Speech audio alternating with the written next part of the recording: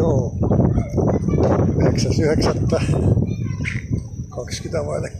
niin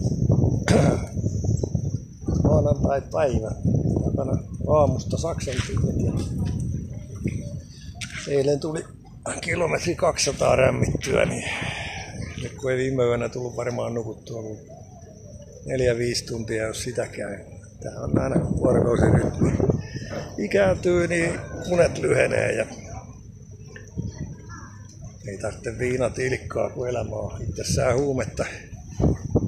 Nytkin täällä on 23 astetta lämpötila, katsoen tuosta kännykästä. Toi uimahalli pärähti 14 vaille, että on aina jonkun minuutin ero viralliseen kellonaikaan näillä mitä sähkökelloilla on tuolla seinustoilla, mutta voi suositella. Pukuhuoneita en suosittele, että täällä kannattaa vaatteet vaihtaa perinteiseen tapaan niin kuin rannoillakin, että pyyhkeen alla tai tuossa vessassa, että on niin periseestä noin pukuhuoneen penkit tehty jollekin kääpiöille 165-senttisille koululaisille. Teisi aikuinen ihminen niin saa varoa liukastuvan, kun kakarat juoksee ympyrää ympärillä. En tiedä, mitä se on, kun alle 10 vanha pyörii ja pörrää ja leikkii ja heitellään sukilla ja kengillä. Niin tänä vuonna aina kerran tai 2 mennyt pukuhuoneeseen ja todennut, että sama homma kuin aikaisempina kesinä.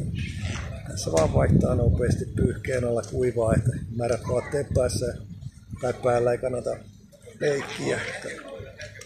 Siinä tulee vaan kusirakon tulehdus. Mutta niin kuin näette, niin Suomessa riittää valkeutta. Saa nähdä, koska YouTube kieltää sinivalkoisen taivaan. Toki kaikkihan on nykyään jotain vihapuhetta. Raamatussakin niin tulkoon valkeus. Onkohan sekin YouTuben mukaan, käyttöehtojen mukaan jotain vihapuhetta. Valkoinen talvi tulee tässä kohta.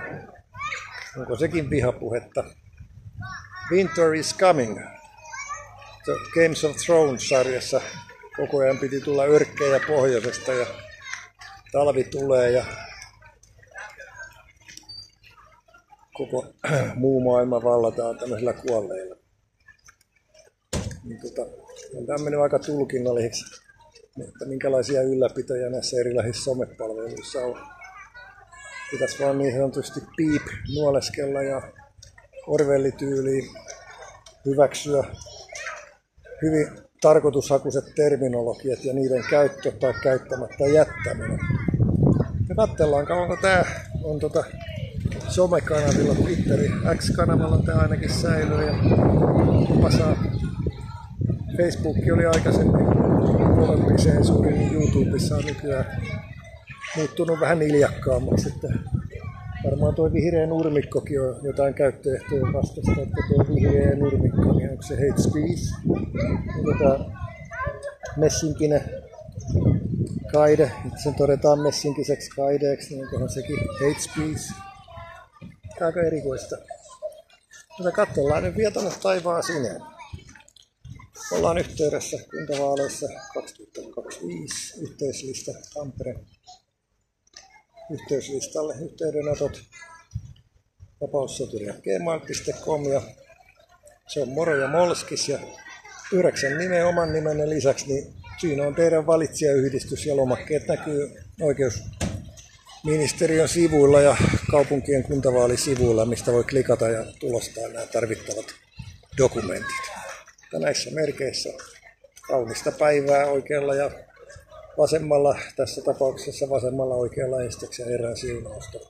Herra olkoon teidän kanssanne, se on moro.